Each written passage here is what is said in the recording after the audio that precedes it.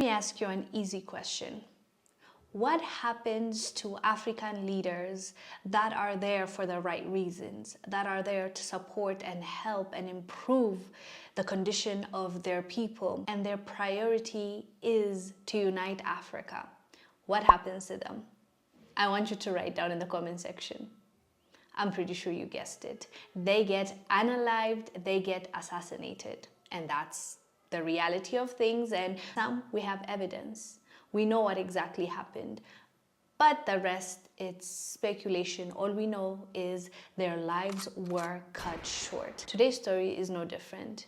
We are talking about Tom Mboya, a Kenyan politician that was known for being a brilliant man, that was known for being an articulate man that cared about Kenya and the people and that wanted the best for the people. And he had big visions, but his life was cut short because some people did not like that for Kenya, and they did not want for Kenya to be independent. But first, I want to show you a clip of Tom Mboya.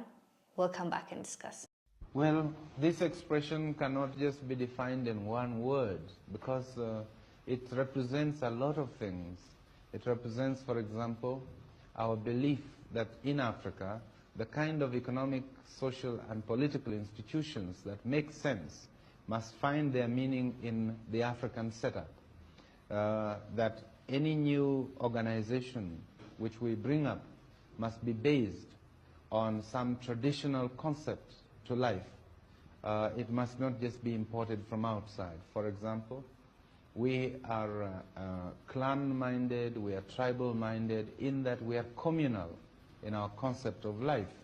Now, it is necessary that our new institutions are based on this approach, what we have called in our definition of African socialism, mutual social responsibility. That is, that a person is not just an individual, he's part of a system, he's part of a community. He has responsibilities within that community. He has duties to perform in that community. But in turn, the community has also got responsibility to him. They have duties towards him and his children. This is a very important concept. The other concept is that every person has got equal value and worth. Although some of our people in traditional life had a lot of wealth, but their wealth was not really belonging to them as individuals. They held it almost in trust for the rest of the community. And when any of the members of the community got into trouble, or when he wanted cows to pay dowry, he always looked to this as a possession which he could also have access to, so that there is this element of acknowledging individuals as equal humans in the community. The third one is that every decision was made through consultation and discussion and by a consensus. There was no question of one person deciding for the rest or of a minority deciding for the rest.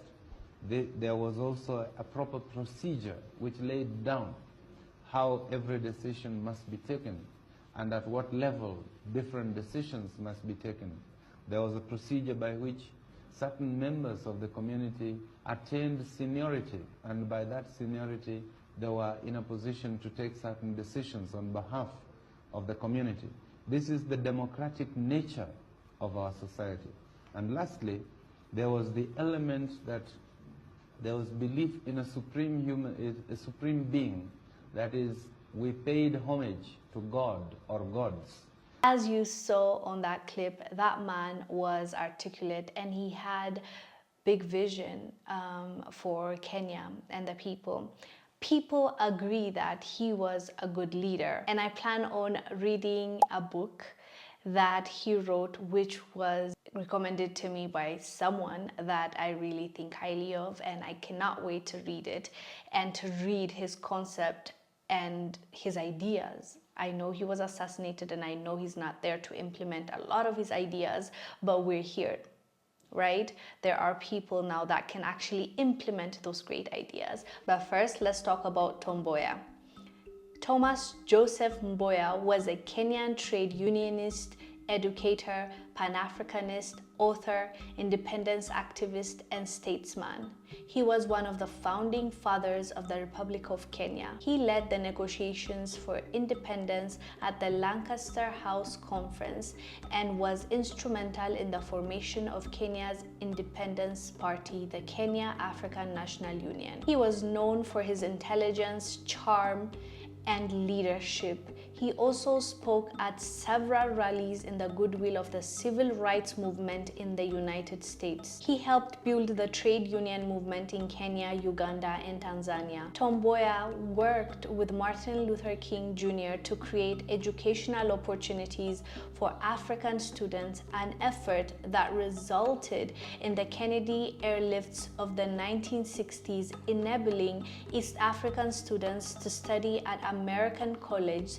Notable beneficiaries of this airlift include Wangari Maathai. We've talked about Wangari Maathai before and her incredible work. She has sacrificed her own life, basically, like her life work. If you go through it and see what she was able to accomplish, that woman is a legend and a hero. So because of Tom Mboya, she was able to get this opportunity, and as you know, she is most known for her work at Karura Forest, reserving Karura Forest, and the fight she had to put in was just out of this world, and she deserves every bit of recognition. Tom Mboya was a visionary, and his life was cut short because of his ideas, because he wanted to change Kenya for the better and he wanted to serve the people.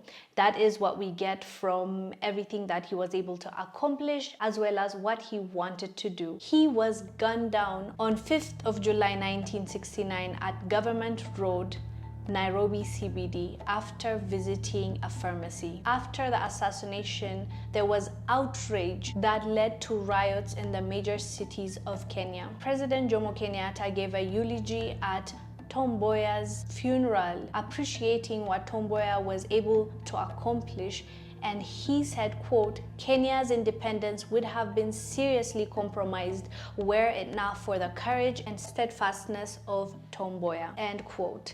So clearly Kenya lost a powerful man that could have taken Kenya even further, but his life was cut short. You want to know what happened to that man? He was unalived, gunned down, to be specific. His crime? Wanting to see a positive change in his country.